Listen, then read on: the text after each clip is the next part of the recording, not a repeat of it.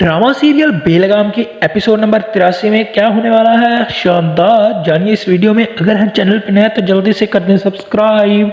Episode number 83 में आप लोग देखेंगे कि जब मिलने आता है अफनान रिमशा को और उसको कहता है पहली दफ़ा कि तुम इस घर से चली जाओ। क्यों ये बात कहता है कि मुझे डर है कि मेरे हाथों से कुछ ऐसा ना हो जाए कि मुझे इस बात पे पछताना पड़े कि मेरे हाथों से ऐसा नहीं होना चाहिए था रिमशा। जिस पर रिमशा जो है वो आंसू बहाते हुए ये कहती है कि काश तुम ऐसा कर सकते।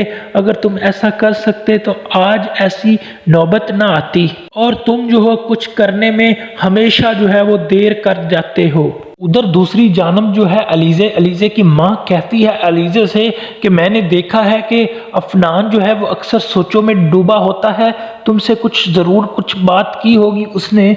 जिस पर अलीज़े कहती है कि नहीं, मुझसे तो ऐसी कोई बात नहीं की और मैंने ऐसा गौर भी नहीं किया। जिस पर उसकी माँ कहती है कि तुम जो हो ज़रा भी अफनान पर ध्यान नहीं देती, तुम्हारा ध्यान होता कहाँ पे, तुम अफनान पर नज़र रखा करो।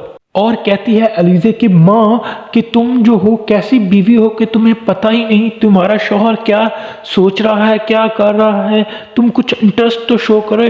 जिस पर अलीज़े कहती है मामा छोड़े ना, मैं अब ऐसा लड़की बिल्कुल भी नहीं हूँ कि हर वक्त जो है अफनान के पीछे लगी रहूँ। उधर दूसरी जानब जब जाने लगती है रिमशा तो मिलने आती है अफनान को अफनान के कमरे में।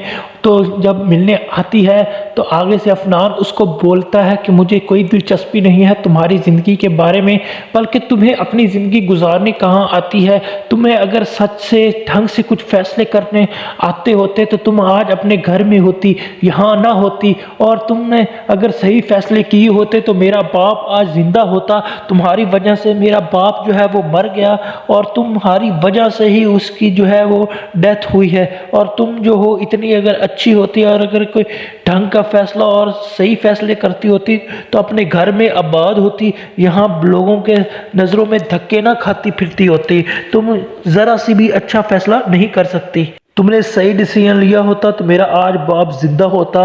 और नीचे से गमला उठाता है और फेंक कर कहता है और मुझे तुमसे इतनी नफरत भी ना होती अगर तुम जो हो अच्छी होती और सही से फैसले कर सकती होती। उधर दूसरी जानब जो उसकी फूफी है, जी हाँ अफनान की जो फूफी है, वो बोलती है रिमशा को कि तुम इस घर से चली जाओ वरना धक्के देकर निकालूंगी तुम लोग को। जिस पर रिमशा आगे से कहती है कि आप क्या निकालेंगी, मैं खुद इस घर को छोड़कर चली जाऊंगी।